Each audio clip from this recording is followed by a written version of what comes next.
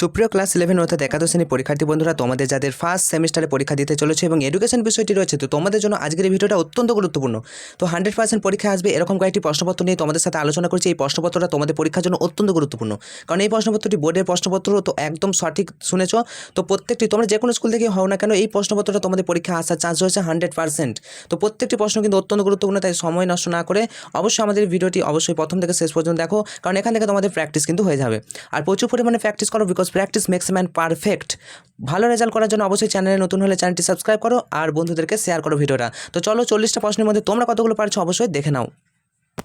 দেখো ফার্স্ট সেমিস্টারে তোমাদের কীরকম টাইপের প্রশ্ন আসতে পারে। প্রথম প্রশ্ন দেখো, এডুকেটাম শব্দটির অর্থ কী? যে কোনো একটা শব্দের অর্থ কিন্তু আসতে পারে এডুকেটাম, এডুকেশন। তো এডুকেটাম শব্দের অর্থ কী? দেখো চারটা অপশন রয়েছে। এডুকেটাম শব্দের অর্থ কী? উত্তর হয়ে যাবে শিক্ষা দান করা। Okay, option B is the correct answer. Next প্রশ্ন, ইংরেজি ফিলোসফি শব্দটি ব্যুৎপত্তিগত অর্থ হলো, ইংরেজি ফিলোসফি শব্দের ব্যুৎপত্তিগত অর্থ কী? দেখো উত্তর হয়ে যাবে জ্ঞানের প্রতি ভালোবাসা, অর্থাৎ option A is the correct answer. ইংরেজি ফিলোসফি শব্দের ব্যুৎপত্তিগত অর্থ হলো জ্ঞানের প্রতি ভালোবাসা। নেক্সট প্রশ্ন, মানুষকে উপার্জন অক্ষম করে তোলার জন্যই শিক্ষার লক্ষ্য, অর্থাৎ মানুষের উপার্জনে সক্ষম করে তোলার জন্যই শিক্ষার লক্ষ্য।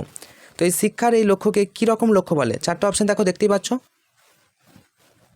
উত্তর হয়ে যাবে শিক্ষার এই লক্ষ্যকে বলে বৃত্তিমূলক লক্ষ্য, কারেক্ট। নেক্সট প্রশ্ন, শিক্ষা দর্শনের পরিধির অন্তর্গত একটি বিষয় হলো, শিক্ষা দর্শনের মধ্যে কোনটা পড়ছে? চারটে অপশনের মধ্যে দেখো কোনটা হয়ে যাবে। অপশন হয়ে যাবে সি, অর্থাৎ অধিবিদ্যা। শিক্ষা দর্শনের পরিধির অন্তর্গত বিষয় হলো অধিবিদ্যা। নেক্সট প্রশ্ন, শিক্ষার ব্যক্তিতান্ত্রিক উদ্দেশ্যের সঙ্গে যুক্ত নয় কে? চারটা অপশন তোমরা দেখে নাও। শিক্ষার ব্যক্তিতান্ত্রিক উদ্দেশ্যের সঙ্গে যুক্ত নয়, উত্তর হয়ে যাবে Herbert Spencer. Option C is the correct answer. Next প্রশ্ন, ভারতীয় সংবিধান অনুযায়ী শিক্ষা হলো ড্যাশ। দেখো ভারতীয় সংবিধান অনুযায়ী শিক্ষা কোন তালিকার মধ্যে পড়ছে? তো অবশ্যই যুগ্ম তালিকা। কেন্দ্র এবং রাজ্য উভয় সরকারকে কিন্তু শিক্ষার দায়িত্ব নিতে হয়, তাই ভারতীয় সংবিধান অনুযায়ী শিক্ষা হলো কেন্দ্রীয় তালিকাভুক্ত। নেক্সট প্রশ্ন, ক স্তম্ভের সঙ্গে খ স্তম্ভ মিলিয়ে লেখো। ক স্তম্ভ দেখো কি বলেছে, যে সমাজতান্ত্রিক লক্ষ্যের মূলনীতি কি? সমাজতান্ত্রিক লক্ষ্যের মূলনীতি হয়ে যাবে, উত্তর হয়ে যাবে সমাজই মুখ্য এবং আদর্শ সংস্থা। সমাজতান্ত্রিক লক্ষ্যের মূলনীতি হচ্ছে সমাজই মুখ্য এবং আদর্শ সংস্থা। নেক্সট, খাদ্য সংগ্রহ এবং নিরাপত্তার কৌশল রপ্ত করা কার কাজ? উত্তর হয়ে যাবে আদিম যুগের শিক্ষার লক্ষ্য ছিল খাদ্য সংগ্রহ। তো আদিম যুগের শিক্ষার লক্ষ্য কী ছিল? আদিম যুগের শিক্ষার লক্ষ্য ছিল যে খাদ্য কৌশল এবং নিরাপত্তার কৌশল রপ্ত করা। শিক্ষার একটি লক্ষ্য কি? শিক্ষার লক্ষ্য হয়ে যাবে অপশন বি সংগতি বিধান। শিক্ষার মাধ্যমে আমরা সংগতি বিধান করতে পারবো। এবং হেগেল বলেছিলেন যে সমাজতান্ত্রিক লক্ষ্য। শিক্ষার লক্ষ্য হেগেলের মতে সমাজতান্ত্রিক লক্ষ্য। চলে আসবো 4 নম্বর প্রশ্ন। দেখো 8 নম্বর প্রশ্ন, এনসিইআরটি এর বর্তমান সভাপতি কে? এনসিইআরটি এর বর্তমান সভাপতি হলেন ধর্মেন্দ্র প্রধান। Option B. তো বই অনুযায়ী কিন্তু ধর্মেন্দ্র প্রধানই হবে। নেক্সট, বর্তমানে ধর্মান্ধতা 9 নম্বর প্রশ্ন। দেখো বর্তমানে ধর্মান্ধতা, সাম্প্রদায়িকতা এবং আঞ্চলিকতা তীব্রতর হয়ে উঠেছে। শিক্ষার লক্ষ্য এই সকল সমস্যার সমাধান ঘটিয়ে মানুষের মধ্যে জাতীয় ঐক্য এবং প্রাক্ষবিক অখণ্ডতা বজায় রাখা। উক্ত ঘটনাবলীর মধ্যে নিম্নের কোনটি সম্পর্ক রয়েছে? চারটা অপশন দেখো, এগুলো কোনটার কী সম্পর্ক রয়েছে? চারটা অপশন দেখে নাও। উত্তর হয়ে যাবে দেখো ধর্মে অন্ধতা এখন কিন্তু সব থেকে বেশি চলছে। তো আমাদের এটা কি ধর্ম নিরপেক্ষ শিক্ষার একটা লক্ষ্য।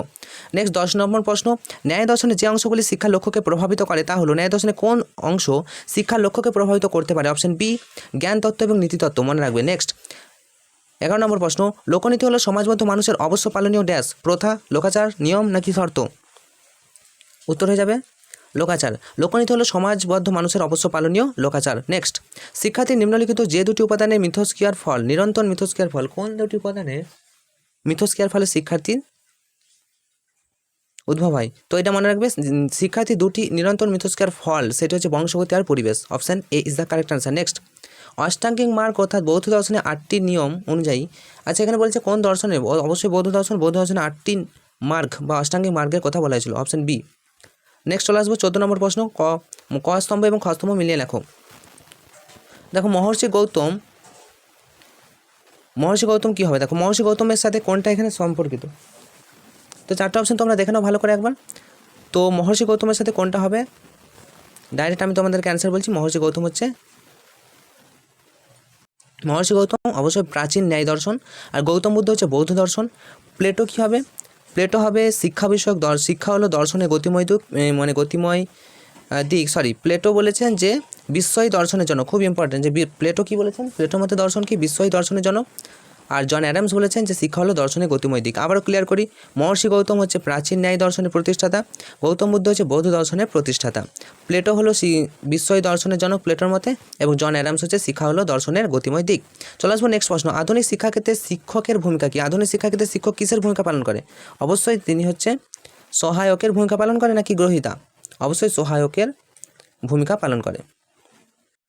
নেক্সট প্রশ্ন 16 নম্বর প্রশ্ন, আধুনিক আদর্শ পাঠ্যক্রম রচনার রীতি। দেখো আদর্শিক পাঠ্যক্রম রচনা কী কী নীতির মধ্যে দিয়ে চলে? তো বিষয়বস্তু নির্বাচনের নীতি এবং আমাদের হচ্ছে প্রয়োগগত নীতি। মনে রাখবে মৌলিক নীতি, বিষয়বস্তু নির্বাচনের নীতি, প্রয়োগগত নীতি এবং বিন্যাসের নীতি। তো এই দুটো খপে বসবে, এই যে বিষয়বস্তু নির্বাচনের নীতি এবং প্রয়োগগত নীতি। নেক্সট প্রশ্ন চলে আসবো 17 নম্বর প্রশ্ন, নিয়ন্ত্রিত শিক্ষার একটি ত্রুটি। নিয়ন্ত্রিত শিক্ষার একটি ত্রুটি কি? না এই শিক্ষায় কী হয়, শিক্ষার্থীর চাহিদা পূরণ একেবারেই সম্ভব হয় না। নিয়ন্ত্রিত শিক্ষায় শিক্ষার্থীর চাহিদা এখানে পূরণ সম্ভব হয় না। নেক্সট 18 নম্বর প্রশ্ন, ড্যাশের মতে আত্মজ্ঞান বা আত্ম উপলব্ধি হলো শিক্ষা। কার মতে? খুব ইম্পর্টেন্ট, আত্মজ্ঞান বা আত্ম উপলব্ধি হলো শিক্ষা। মনে রাখবে অপশান সি শঙ্করাচার্য। শঙ্করাচার্যের মতে আত্মজ্ঞান বা আত্ম উপলব্ধি হলো শিক্ষা। নেক্সট, বস্তু দ্বারাই জ্ঞান নিয়ন্ত্রিত হয়, এটি কোন দর্শন সম্প্রদায়ের মতবাদ? বস্তু দ্বারাই কিন্তু জ্ঞান নিয়ন্ত্রিত হয়, এটি হচ্ছে বস্তুবাদের মতবাদ। অবশ্যই বস্তু দ্বারা বস্তুবাদ। নেক্সট চলে আসবো 20 নম্বর প্রশ্ন, শিক্ষা হলো মিথস্ক্রিয়ামূলক প্রক্রিয়া।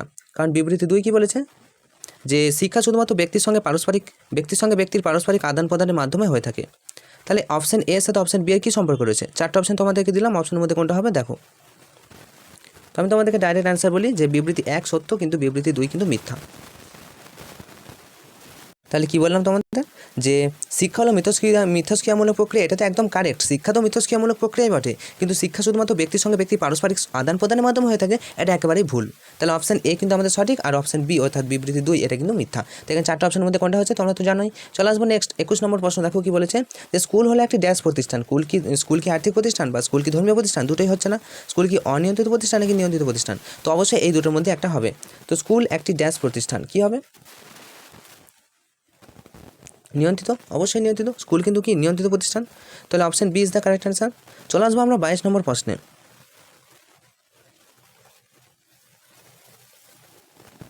প্রশ্ন দেখো কি বলেছে, যে কেবল আমাদের ধারণায় প্রত্যক্ষের বিষয়বস্তু, কেবল আমাদের ধারণায় প্রত্যক্ষের বিষয়বস্তু। একথাটি বলেছেন কে? একথাটি বলেছেন অপশান এ বার্কলে। নেক্সট, পরিবার কী ধরনের শিক্ষামূলক প্রতিষ্ঠান? দেখো পরিবার কিন্তু কী ধরনের শিক্ষামূলক প্রতিষ্ঠান, খুবই গুরুত্বপূর্ণ। পরিবারে কি বেশি নিয়ন্ত্রণ থাকে নাকি অনিয়ন্ত্রিত নাকি প্রথা বহির্ভূত দূরাগত, কোনটা হবে? পরিবার একটি কী ধরনের শিক্ষামূলক প্রতিষ্ঠান? অবশ্যই পরিবার কিন্তু অনিয়ন্ত্রিত। পরিবারে একদম টাইম মেনে একদম স্কুলে যেতে হয় না, পরিবারের টাইম মেনে একদম উঠতে হয় না, যখন খুশি আমরা উঠতে পারি। তো পরিবার একটা শিক্ষামূলক প্রতিষ্ঠান, ঘুম থেকে ওঠার কথা বলছি। তো পরিবার কিন্তু একটি অনিয়ন্ত্রিত প্রতিষ্ঠান, আর নিয়ন্ত্রিত হচ্ছে শিক্ষা। যেমন 10:30টার মধ্যে স্কুলে যেতে হয়, নিয়ন্ত্রিত। প্রত্যেকটা নিয়ম 45 মিনিট করে পিরিয়ড হয়, প্রত্যেকটি ক্লাস হয়। তো এগুলো হচ্ছে নিয়ন্ত্রণমূলক শিক্ষা প্রতিষ্ঠান, আর পরিবার হচ্ছে আমাদের অনিয়ন্ত্রিত শিক্ষা প্রতিষ্ঠান, মনে রাখবে। নেক্সট, আধুনিক পাঠ্যক্রম ড্যাশ নির্ভর। আধুনিক পাঠ্যক্রম কি? আধুনিক পাঠ্যক্রম অবশ্যই শিক্ষার্থী নির্ভর। 4টা অপশান আমরা দেখতে পাচ্ছি। তো শিক্ষার্থী নির্ভর তো বটেই। আচ্ছা, তাহলে আমরা পুরোটা পড়ি। আধুনিক পাঠ্যক্রম শিক্ষার্থী নির্ভর, তাহলে আমরা এখানে অপশানে পেয়ে গেছি শিক্ষার্থী একটা পয়েন্টে, তাহলে প্রথমটাই অ্যান্সার হবে। তাহলে তারপরে দেখো কি বলেছে 2 নম্বর, যে সহপাঠ্যক্রমিক কার্যাবলী শিক্ষার্থীর মধ্যে কাজের মধ্যে ড্যাশ আনে, বৈচিত্র্য আনে। তাহলে option B, option C answer হচ্ছে, ঠিক আছে। নেক্সট, শিশুর মেজাজকে বলা হয় ড্যাশ বংশধারা। শিশুর মেজাজকে বলা হয় মনোপ্রকৃতিগত বংশধারা। নেক্সট চলে আসবো 25 নম্বর প্রশ্ন, আধুনিক শিক্ষায় উপাদানের ভূমিকার সঠিক পর্যায়ক্রমটি হলো। আধুনিক শিক্ষার উপাদানে ভূমিকার সঠিক পর্যায়ক্রম, আধুনিক শিক্ষায় কোনটা আগে কোনটা পরে? দেখো প্রথম তো আমরা অপশান বেছে নিচ্ছি শিক্ষার্থীকে। দেখো প্রথম হচ্ছে আধুনিক শিক্ষায় সবার আগে শিক্ষার্থী, তারপর শিক্ষক, তারপর পাঠ্যক্রম, তারপর পরিবেশ। মনে রাখবে শিক্ষার্থী, শিক্ষক, পাঠ্যক্রম, পরিবেশ। নেক্সট আমরা চলে আসবো 26 নম্বর প্রশ্ন, IGNOU এর পুরো নাম কি? খুবই ইম্পর্টেন্ট প্রশ্ন। Indira Gandhi national open university. দেখো Indira Gandhi national open university কোনটা আছে দেখো অপশানের মধ্যে, তো option A Indira Gandhi national open university. Next, সামাজিক গোষ্ঠীর একটি উদাহরণ দেখো সমাজে থাকে সামাজিক গোষ্ঠী, কোনটা হবে? অবশ্যই স্বয়ংশাসিত দল। এখানে স্বয়ংশাসিত দল অপশান নেই। তো সামাজিক গোষ্ঠীর একটি উদাহরণ আমরা কি বলতে পারি? সামাজিক গোষ্ঠী তো তোমার রাজনৈতিক দল, এটা অবশ্যই সামাজিক গোষ্ঠী, ক্রীড়ার দল, শ্রমিক সংঘ, সবগুলি ঠিক। তো প্রত্যেকটা কিন্তু একটা সামাজিক গোষ্ঠী, তাহলে এগুলো সবগুলি সামাজিক গোষ্ঠী, সব ঠিক আছে। নেক্সট 28 নম্বর প্রশ্ন, বিদ্যালয় হলো সমাজে একটি ক্ষুদ্র সংস্করণ, কে বলেছেন? অবশ্যই এই কথাটি বলেছে আচ্ছা কথাটি কে বলেছে? জন ডিউই বলেছে। তো বিদ্যালয় হলো সমাজের ক্ষুদ্র সংস্কার, এটা হচ্ছে সত্য কথা। নেক্সট বিবৃতি 2, জন ডিউয়ের মতে বিদ্যালয় হলো আংশিকভাবে কৃত্রিম সমাজ, এটা কিন্তু একেবারে মিথ্যা। নেক্সট বিবৃতি 3 দেখো, বেতার একটি দৃশ্য গণমাধ্যম। বেতারকে কি আমরা চোখে দেখতে পারি? বা বেতার থেকে আমরা কি যেটা বেতারে শুধুমাত্র শোনা সর্বনেন্দ্রিয় জিনিস, কিন্তু দূরদর্শন এটি হচ্ছে দেখার জিনিস। তো বেতার একটি দৃশ্য গণমাধ্যম, এটা ভুল। চলে আসবো নেক্সট 4 নম্বর, সংবাদপত্র পাঠের মাধ্যমে জনগণের প্রতি সর্বজনীন আগ্রহ সৃষ্টি হয়। সর্বজনীন কি আগ্রহ সৃষ্টি হয়? একদম সত্য। চলে আসবো নেক্সট প্রশ্ন আমরা 29 নম্বর প্রশ্ন, সমাজ পরিকাঠামোয় পরিবর্তন হলো সামাজিক পরিবর্তন, এ কথা কে বলেছে? তো এই কথাটা বলেছে, 4টে অপশন তোমরা দেখে নাও। অপশন ডি হবে গ্রিনসবার্গ। গ্রিনসবার্গ বলেছেন যে সমাজ পরিকাঠামোর পরিবর্তন হচ্ছে সামাজিক পরিবর্তন। নেক্সট 10 নম্বর প্রশ্ন, এনসিইআরটি এটা একটি ড্যাশ সংস্থা। মনে রাখবে এনসিইআরটি এটা একটি স্বয়ংশাসিত সংস্থা। নেক্সট প্রশ্ন 31 নম্বর প্রশ্ন, দেখো বিবৃতি 1, শিক্ষার্থীদের সঙ্গে গোষ্ঠী নিবিড় এবং আত্মিক সম্পর্ক গড়ে তুলতে শিক্ষাশয় সমাজবিজ্ঞানের প্রয়োজন। বিবৃতি 2 বলছে আধুনিক শিক্ষণের নীতি এবং কর্মকেন্দ্রিক শিক্ষানীতি সমাজবিদ্যার পরীক্ষিত সিদ্ধান্তের দ্বারা প্রভাবিত হয় না। তো 31 নম্বর প্রশ্নে বিবৃতি 1টা কিন্তু আমরা সত্যি, কিন্তু বিবৃতি যে 2 এটা কিন্তু মিথ্যা। চলে আসবো নেক্সট প্রশ্ন 32 নম্বর প্রশ্ন, দেখো পরিনির্বাণের অপর নাম কি? দেখো পরিনির্বাণের অপর নাম কিন্তু খুবই গুরুত্বপূর্ণ। পরিনির্বাণের অপর নাম 4টে অপশন তোমরা দেখে নিচ্ছ, মহানির্বাণ নাকি উপাধিশেষ, কোনটা হবে?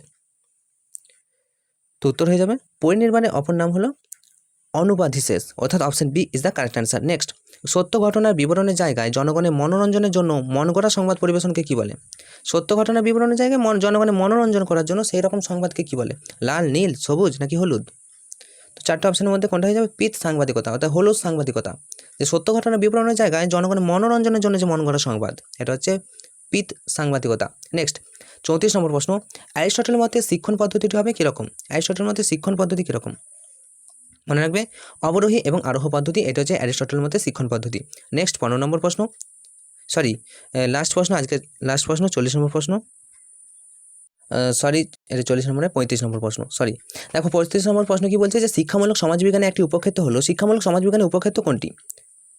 দেখো 4টে অপশন তোমরা দেখতে পাচ্ছ, উত্তর হয়ে যাবে সামাজিক মিথস্ক্রিয়া, শিক্ষামূলক সমাজবিজ্ঞানের উপক্ষেত্র। এরপর 36 নম্বর প্রশ্ন কি বলেছে? যে বেদান্ত কোন দর্শন শ্রেণীর অন্তর্ভুক্ত? বেদান্ত কোন দর্শনের মধ্যে অপশনে আসছে বেদান্ত?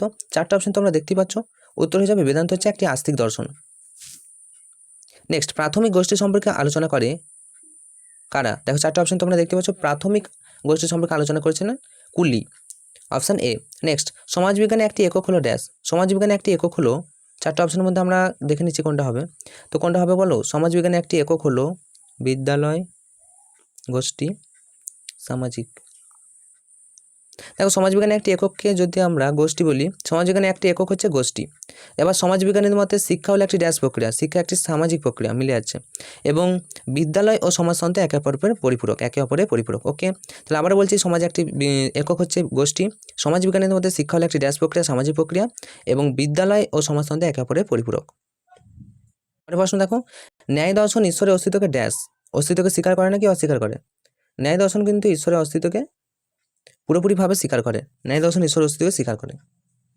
নেক্সট 40 নম্বর প্রশ্ন, সমাজ হলো একটি লৌকিক জনগোষ্ঠী, কারণ অনেক মানুষ একই অঞ্চলে বসবাসের ফলে তাদের মধ্যে পারস্পরিক বোঝাপড়ার মাধ্যমে সম্পর্ক তৈরি হয়।